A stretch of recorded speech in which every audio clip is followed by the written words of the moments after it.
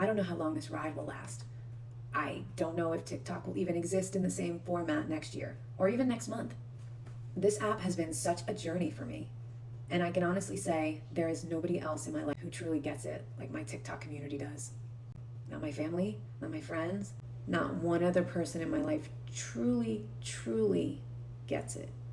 You've been here, showing up, supporting, commenting, stitching, duetting, and I'm so damn grateful.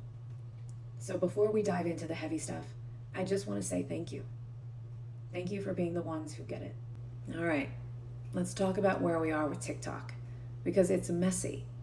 Right now, the Trump administration is trying to force TikTok's parent company, ByteDance, to sell off control of the app to US investors. They're calling it a divest or ban situation, meaning if ByteDance doesn't sell, TikTok disappears from the US app stores.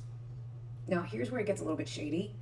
The latest framework deal, announced in late September, gives American investors, led by Oracle and a few others, control of TikTok's US data algorithm and board of directors. But here's the kicker. ByteDance will keep about a 20% stake, and Trump himself will have a financial interest in the new ownership group. Let that sink in. The man pushing the ban, the one claiming TikTok is a national security threat, is now poised to personally profit from the very platform he threatened to shut down. He even bragged about it in recent press stops, saying, "If I could, I'd make the algorithm 100% MAGA, but I have to make it fair." And I'm sitting here like, you don't care about fair anywhere else in your life. Why would you suddenly care about it here? This isn't about security. This is about control, about owning the platforms where people get information that doesn't serve the regime, about turning the biggest communication tool Gen Z and millennials have ever had into a controlled, monetized, and sanitized version that benefits the people in power. So when Trump says he's saving TikTok, he's saving it for himself. He's positioning his allies and investors to take over what we built. And for the people like me, for creators who talk about politics, activism, women's rights, or marginalized communities, that is terrifying. So where does that leave us? Right now, TikTok is still alive, still functional, still ours for the moment, but the writing's on the wall. That's where it feels bittersweet hitting 10,000.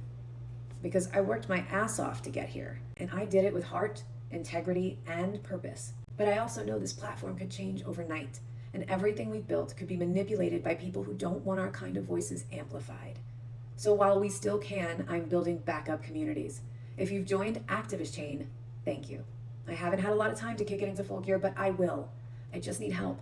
I'm a one-woman show right now, editing, filming, working full-time, and raising my family, building a movement, and it's a lot. But I believe in what we're doing. I believe in what we're building, and I believe in all of you who keep showing up. So this is your reminder that this journey isn't over. It's just beginning. Yes, TikTok might look a little different soon. Yes, suppression might get real. But you can't suppress a movement that's already awake. We'll adapt. We'll pivot. We'll keep creating, keep questioning, and keep finding each other, no matter what platform we're on. Thank you for being the reason I still show up, even when I'm exhausted. Thank you for being the community that gets it. And thank you for helping me reach this milestone. Now, take a deep breath, grab a sip of coffee, because in the second half of this episode, we're going deep. We're talking about the ICE raids in Chicago and what it means when militarized forces start showing up in American apartment buildings. Stay with me. I will release this episode next Monday.